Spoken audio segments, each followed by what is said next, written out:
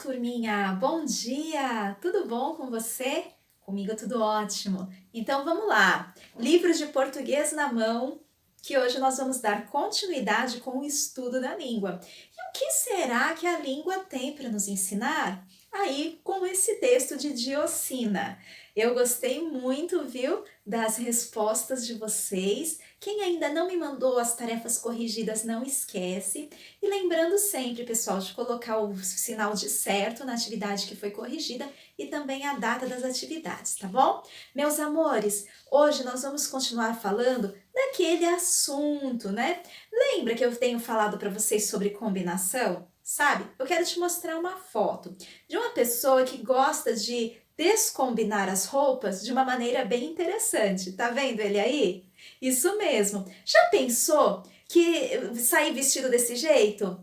Então, isso é uma descombinação. Tem textos que também acabam ficando assim.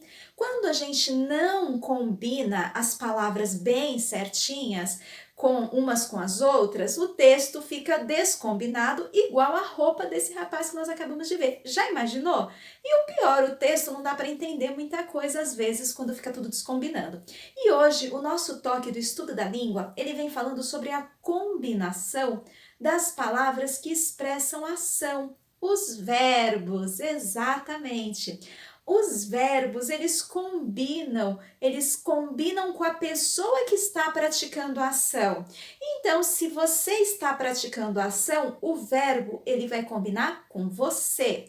Se eu estou praticando a ação, o verbo vai combinar com a palavra eu. Então, se são eles que estão praticando as ações, vai combinar com eles. Então, vai sempre combinar a ação, a palavra, o verbo, que é a palavra que expressa a ação, vai combinar com a pessoa. Quer ver um exemplo? Esse aí que você tem no livro mesmo. Então, o texto vem trazendo os verbos, todos combinando com a pessoa o quê? Eu. É Diocina que está contando a sua própria história, então vem combinando com eu. E aí, por isso que você sabe que é ela que está contando a história, porque os verbos, as ações vêm combinando com eu. Agora, olha aí um exemplo que está na página 59 do livro, do verbo viver, da ação viver. Eu vivo, você, ele ou ela vive, a gente vive, nós vivemos, vocês, eles ou elas vivem. Então, sempre que você for fazer, que você for escrever, você vai combinar o verbo com a pessoa que está praticando a ação, tranquilo? E aí o texto vai ficar bem combinado e não descombinado, né? E além disso, eu quero dar um toque para vocês também na atividade da página 60, atividade 34. Dá uma olhadinha aí na tela, na atividade 34, a gente vai ver algumas coisas importantes. Nem sempre a ordem que eu utilizo para escrever as palavras numa frase vai modificar o seu significado. Então, você está vendo aí na tela as frases do exercício 34. Então, eu vivo mato adentro com a minha mãe. Olha outra opção. Então, vivo eu mato adentro com a minha mãe. A terceira opção. Então, vivo mato adentro com a minha mãe. Então, com a minha mãe, eu vivo mato adentro. Então, mato adentro, eu vivo com a minha mãe.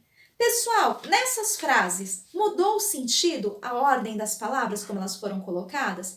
Não, não mudou o sentido. Então, não precisa se preocupar. Muitas vezes, qual dessas frases, todas elas dá para a gente ter o mesmo entendimento, não é verdade?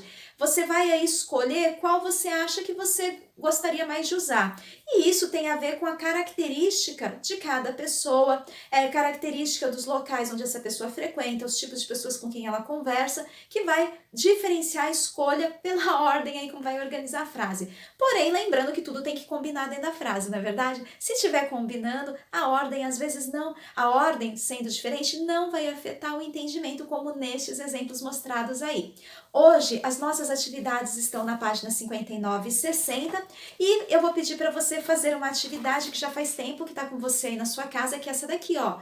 Gênero, do substantivo, tá bom? Gênero dos substantivos. Esse daqui é um conteúdo já que você já estudou nos anos anteriores, a gente aqui só vai dar uma revisada para reforçar, não é verdade? Então, os gêneros dos substantivos são dois, o feminino e o masculino. O feminino é tudo que termina com A e que traz o artigo definido ou indefinido, a ou uma, né, na sua frente acompanhando. Então, aí, por exemplo, a gente tem aí na atividade a menina, a galinha, a flor, são todos substantivos femininos. Observa bem que flor, embora não termine com a letra A, ele é um substantivo feminino.